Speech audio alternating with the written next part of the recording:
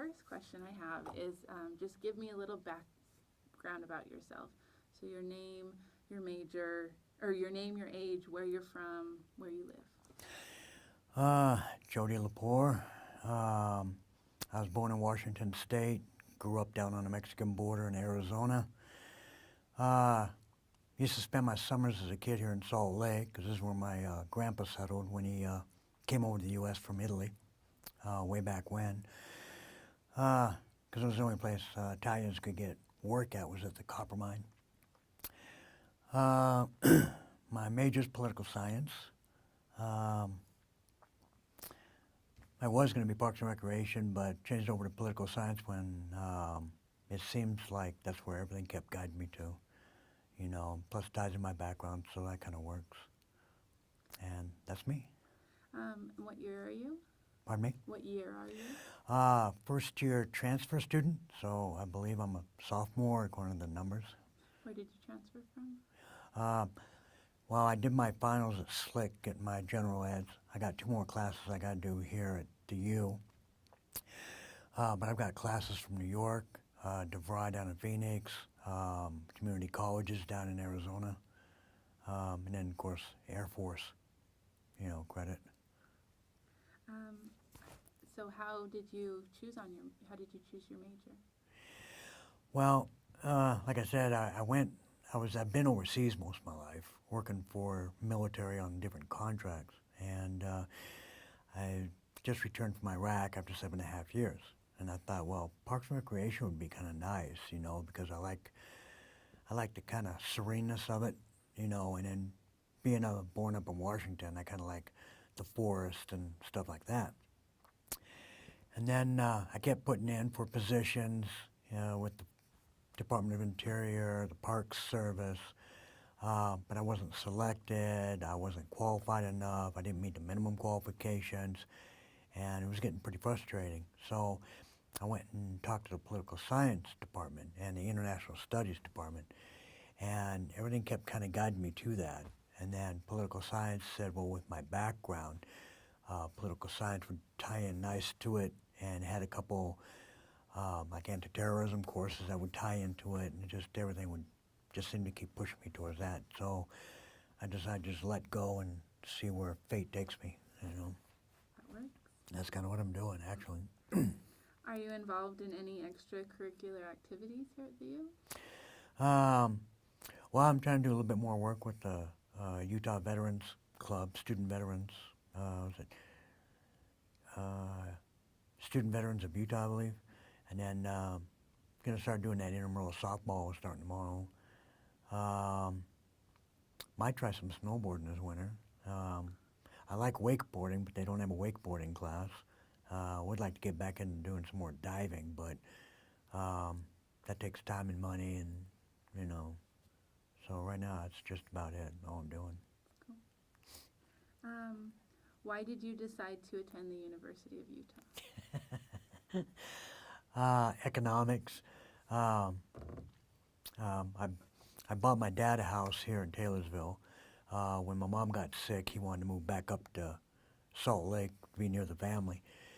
And I was overseas at the time when I bought him the house. And then when I was looking at going into Parks and Recreation, my first choice was Oregon State or Northern Arizona.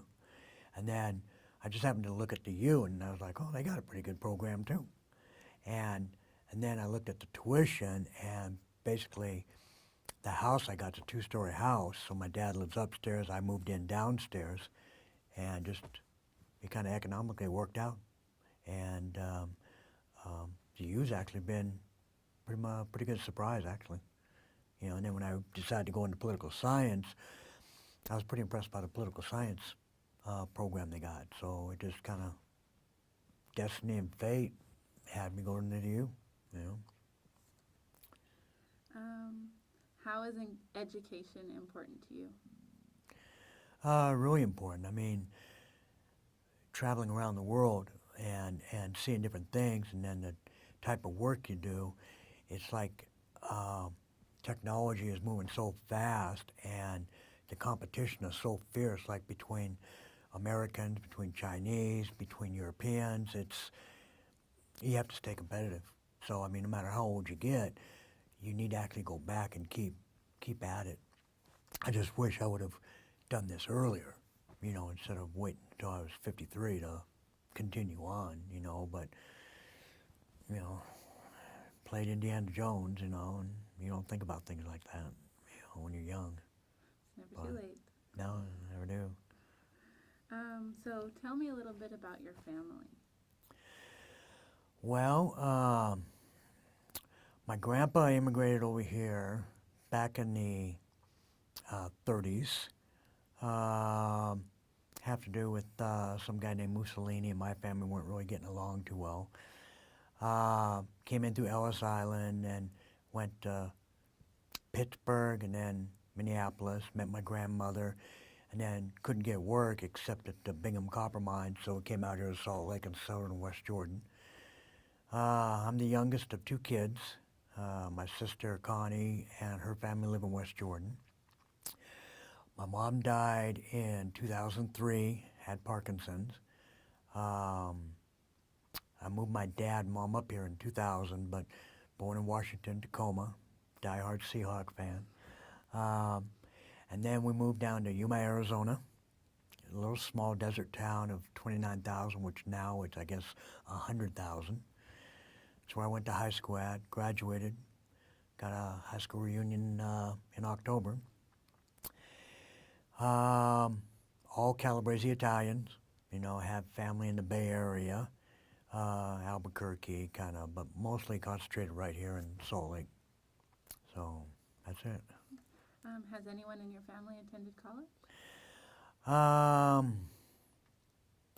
My cousin Mona, she's working on her doctorate degree here at the U in psychology. Teases me she's going to use me for a test subject. Her husband Carlos is a law grad from the university. Now he works downtown federal prosecutor's office. My uncle Art went to school at Idaho State up in Pocatello, and then became a teacher in Nevada, and then a teacher in the Bay Area. And then my uncle Louis, who died a long time ago from an accident up at the copper mine, was taking courses here at the U and teaching French and all that, and had classes from Belgium. So that's about what we got. My mom went to Christian Community College or something in Oregon, Eugene. So that's about it. Are or were any of your family members in the military? Immediate family members, my dad was in the Army. My Uncle Joe was in the Navy. My Uncle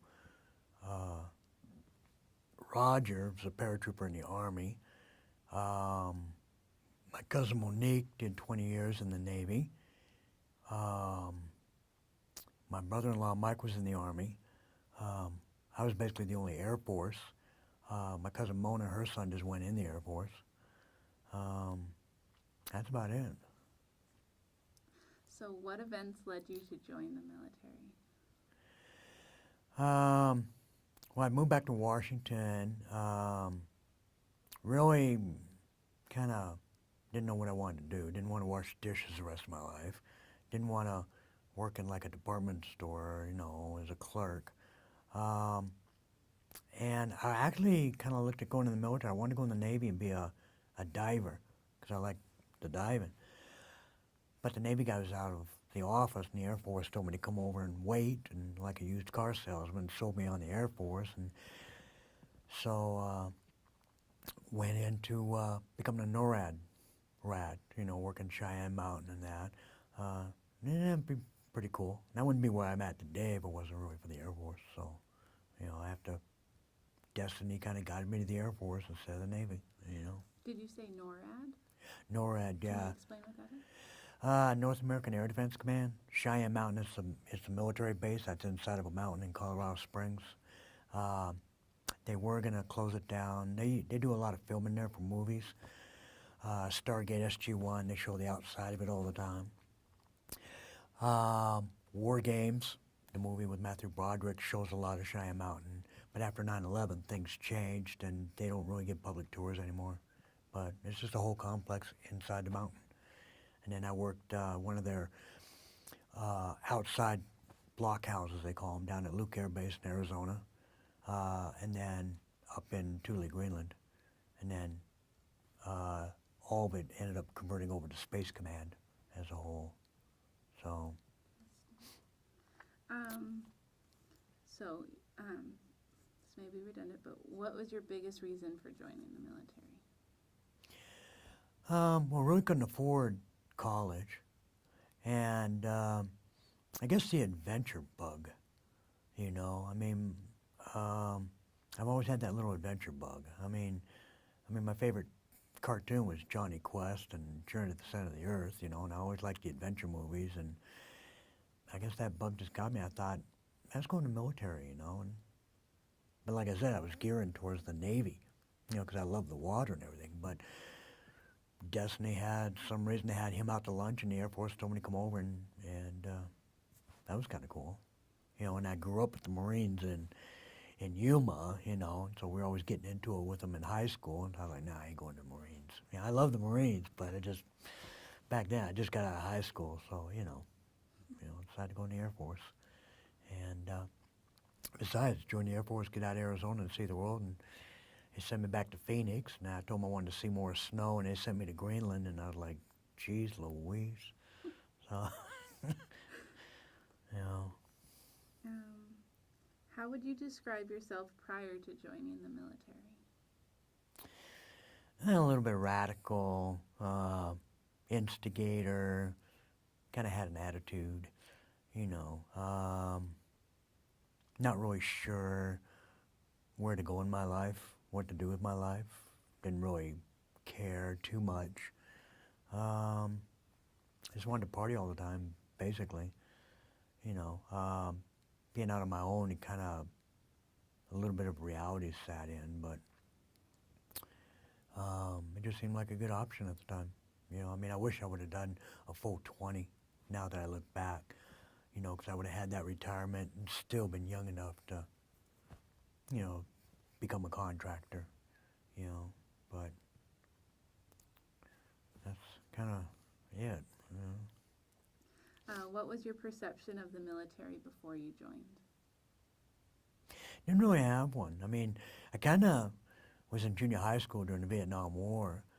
You know, my dad was a barber, and, you know, and I wanted to always grow up and be a long-haired hippie and a protester, you know, because I always thought they looked kind of cool, and the music was great, you know, and that'd be kind of a cool career. And then I realized that isn't really a career, and, you know, and I really didn't give the military a second thought. You know, it was just them people over there, you know.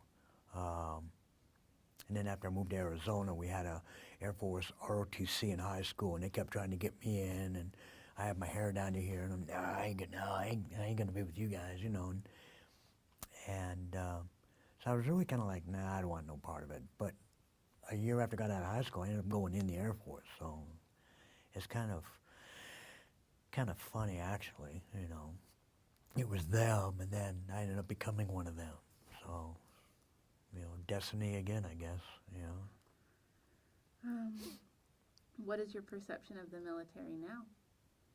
Oh, I back them. I support them, because you really don't understand anybody until you actually walk in their shoes, you know. And I've walked in the military shoes. I wasn't active duty during a war, but being a contractor, I've worked in war zones, and, you know, just finished with Iraq after quite a while, and you experience a lot of the same things. You see a lot of the same things. And in the Air Force, the contractor military work so close together, it's almost like one cohesive unit. And you can identify a lot. And I guess that's my view of them. I can identify with them. I know what a lot of them go through. I know what a lot of them deal with on the inside as well as when they get out. You know, I've walked those shoes. So, yeah, I back the military 100%. You know, I mean, is the military perfect? No. Do I agree with everything the military does? No, but a lot of things I do agree with that the public doesn't really understand, because they only see one side of it. They don't see everything that's going on. So, yeah, I back them a lot, you know. What do you think you would be like if you hadn't joined the military? Probably in juvenile hall or really not doing nothing, you know. Probably a dishwasher or a waiter or something like that. I'm not saying those are bad careers, but I mean, I would just get put into that. And it's hard to tell. I mean, could something come along destiny-wise that says, put an opportunity there that I would jumped at? I always liked theater. Maybe I would have went to New York and zeroed in on theater, you know, and try to struggle to make it. But always getting into something, I don't know. I mean, that's hard to tell. I don't think I would have ended up in prison because I wasn't that crazy. You know, I was mischievous. Or I might end up going back home and just been working as like a roofer or something like that, you know.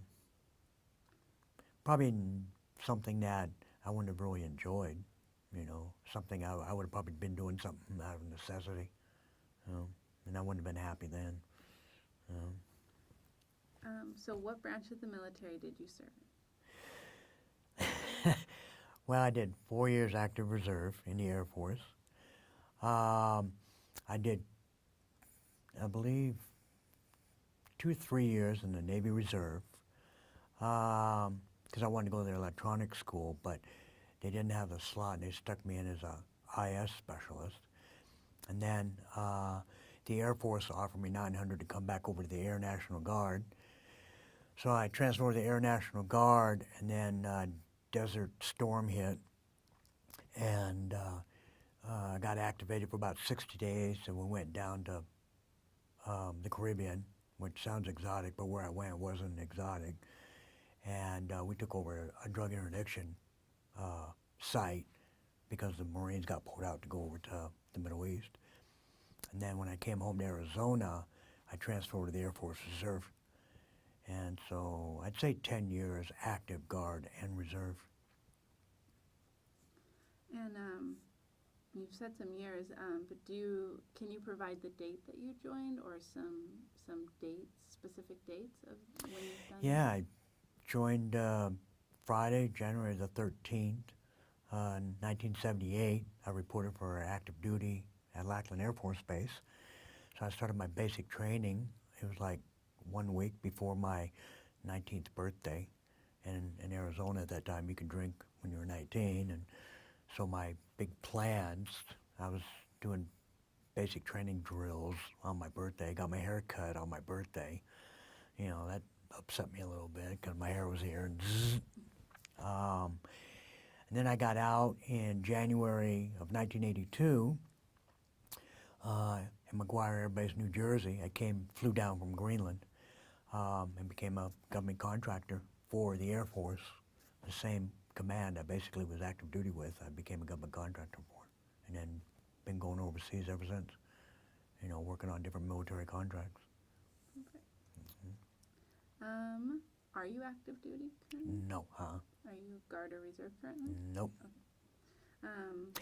They won't let me back in the Guard. I tried getting in up here in Salt Lake because Salt Lake ties into what I was doing in Iraq for the Army when I was a contractor over there for 7 years. They said you have to have 20 years before you're 60. And I'm like, well, you don't even get your Social Security until you're 65. I'm like, I'm already qualified. I'm already trained. I'm like, I'm only missing it by 2 years. And they said, I just couldn't figure that out. And I'm like, They wouldn't let you? no, wouldn't let me in. You know, even though I'm old enough and physically fit as a contractor to be in Iraq for 7.5 years, I guess I'm not qualified, you know, to go back in as a reservist doing the same job that I was doing over there. It don't make sense. It just, they won't even give you a chance. It just takes somebody new who's not trained, spend all that money, when there's those of us who did our time, we went over to other places as a contractor. Sure, we made the money, but all I need 10 years, I could have got my military retirement. I'm already disciplined. I know what they're about. and they just won't give us a chance. Some of us older vets, they won't give us a chance. You know, you're too old. Well, isn't that age discrimination? Interesting. So,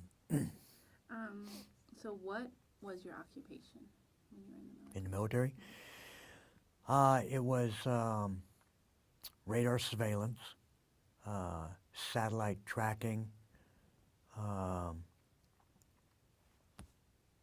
and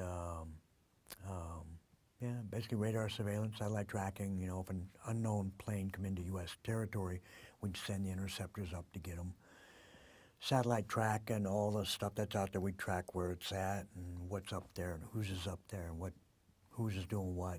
You know, so surveillance and tracking and radar and operations stuff.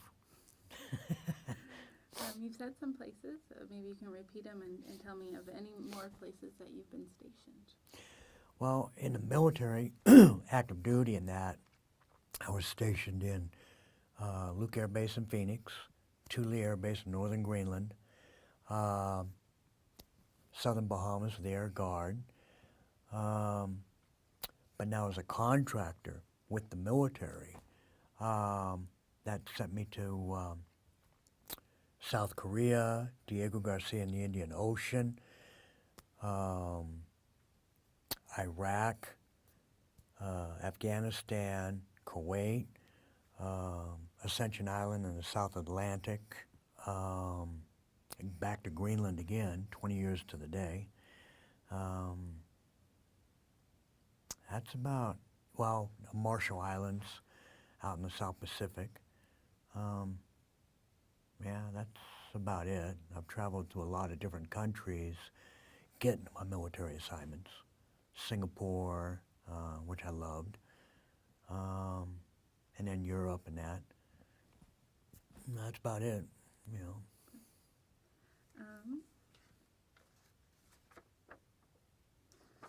So, given the date, today's September 11th, 2012, would you like to talk about the experience of that date while you were in the military? Well, I wasn't in the military on 9/11 in 2001. I was actually a military contractor up in Greenland. I went back up there as a satellite controller for Space Command. And it was kind of unique with me as opposed to everybody up there because I had lived in New York. I was an air traffic controller in New York, air traffic assistant. LaGuardia was my sector. And like every major airport, you have sub-airports. So like Salt Lake Airport controls maybe the West Jordan Airport, controls maybe Vernal Airport, controls maybe Moab Airport, you know, smaller airports. While LaGuardia controlled Danbury, Connecticut, Westchester County, Connecticut, and all the Manhattan heliports. That was their control. Kennedy controlled just Farmington Airport out in Long Island. Well, when the planes come in and hit the World Trade Centers, that was LaGuardia's airspace, my old sector in the approach control. So I visually knew what was going on in the approach control at the time. It took a couple years for my boss, who was working at the time as a supervisor. We sat down and talked about it, and he had told me, he said, you would have been going nonstop working. It was real hard to talk about it. The first couple of years, it was real hard because I couldn't watch TV on 9/11 because all they kept showing was the planes going in, and the news media was just on and on and on, and it was just, I had to turn the TV off because my credit union was down there. I'd been in the World Trade Centers. I'd been to the top. I remember the glass walls on the bottom. I was a defense contractor, so now I know that angle of it. I walked around Thule Air Base. It was like 30, 20 degrees, which is kind of warm for up there. They'd shut the base down. They cleared all the base around the way, just did everything. I was going to get a pack of cigarettes at the PX because I had smoked back then. And I was angry that it happened. I was angry at the government agencies that were supposed to be working together to stop it. I was mad at the CIA. I was mad at the FBI because they were fighting over each other of whose information, when I'm like, they work for me as a taxpayer. They need to get together and work. So I was mad at the world, you know, and I went and talked to the priest up in, or the minister, I can't remember what faith he was. I think he was a priest at the time, at the church up there, and he just let me vent, you know. The guys did wake me up because I got off the night shift, because they didn't know how I was going to react, knowing I was from New York, knowing I'd known the World Trade Centers, knowing I did the air traffic control. So, and then a couple good workers helped cover my shift for me because I was having a hard time concentrating. It was a rough week for me because it was more personal for me than, it's hard to explain to somebody who's never been there. And then I flew back down to New York January, right after it, and I've been back to New York 7, 8 times, and I get to Midtown Manhattan, and I just turn around and go right back uptown because it's hard for me to get down there, you know, because I remember what it looked like. I knew the girls that worked there. A buddy of mine worked across the street, and I just visualized the towers and the glass walls and the glass doors in the atrium. So I'll probably try to get back to New York late this year or next year, and I'm going to try to get down there and see the new tower. But it's kind of hard to explain to people who've never been there. And the first time I went, I was afraid I was going to get mad at people because a lot of people came to New York to see the destruction who's never been to New York, and then they wanted to snap the pictures, and I was afraid I was just going to grab somebody's camera and smash it, you know, and say, this isn't a tourist site. It's you know, it's hard to explain, you know, unless you've actually been there, you know. So, but now it's, you know, it doesn't really affect me that much, you know. I mean, I'll talk about it, but like with the papers, like, you know, it's kind of, you know, we're moving on. You know, they do the big ceremony and they have the whole thing every year. Well, it's nice to have like a little remembrance for, you know, but with the news media to keep pounding it every year, it's like enough already, enough. You know, I mean, how many times you got to show the planes going in? So, you know, that's about the only part of it you know, didn't mean to go off about that, you know, but it's kind of good to talk about to somebody. You know, and I talked to the friends back in New York about, I mean, we can relate. You know, even though you're not there, you can relate to it, you know, and it's hard to explain to people who've never actually been there or in the tower to the top of it. You know, those are some fast elevators going up, you know. And when I first went back, I got a rent-a-car and I drove the Belt Parkway going around Queens and Brooklyn to catch the Verrazano, going over into Staten Island. And as you come around the corner, everybody kind of stopped, you know. It's just natural. Nobody honked their horns because when you see Lower Manhattan, but it's like, wow, they're really not there, you know. And I noticed people looked at each other. For the first 6 months, everybody looked at each other in New York again. Everybody said, how you doing? Hey, good. And then everything went back to normal after 6 months. Yeah. But like when you go into Manhattan, it still hits me. It's like, wow, they're really not there. It's like, and that's when I said, you never know what you got until it's gone. And so when I came home from Iraq, I finally started seeing things. I went and looked at Golden Spike up here, and I thought that's really one of the coolest places I've ever seen. And I just took it for granted because it's right here. I went back to New York and I went to the planetarium in Central Park. And I was talking to a girl taking a ticket. She says, I'm 32, I've lived in Brooklyn all my life, and me and my girlfriend, the first time we're going to Statue of Liberty because we've never been there. And she says, we just want to see it before it gets taken away. So it's important to me to see, you know, what's in my own backyard. Go see Timpanogos, go look at the salt flats. No, it's not exciting, but look at them, you know. I mean, you know, and that's what I kind of learned, so. And Iraq instilled it even more, you know, because I went over there in '03. And even there, you know, you don't know what you got until it's gone. So that's why now I look at things more at home and appreciate what I've got. So here's my spiel. So you gained something Yeah. from it. Yeah.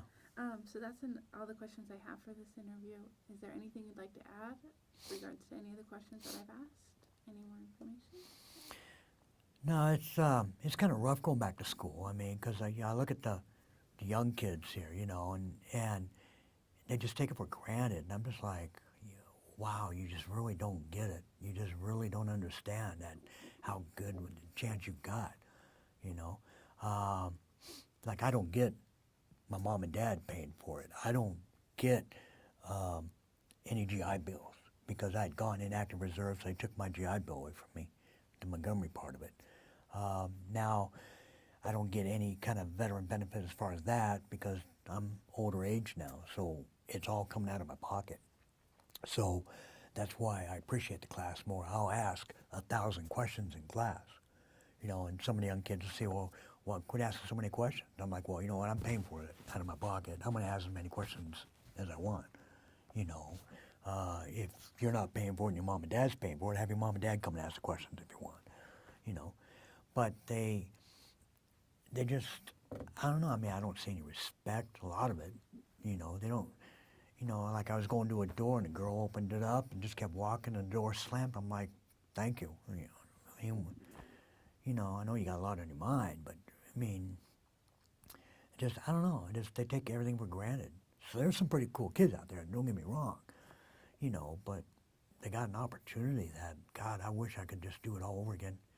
You know, because I mean, I would have went back to school at a younger age. I would have went to school while I was in the military, you know, and I wouldn't be double timing like I am now, trying to get everything done before I'm too old and nobody wants to hire me. And that's still my biggest fear is somebody going to want to pick me up once I graduate, because I'm going to be 55 then, you know, 56 maybe, you know, and I still got plenty of time. But will they want to pick me up? Or are they going to say, well, you're not qualified enough, when their actuality may be masking, well, you're too old. You know, and they say, well, you don't meet the minimum qualifications, but a young kid does. I'm like, please, you know. That's about it.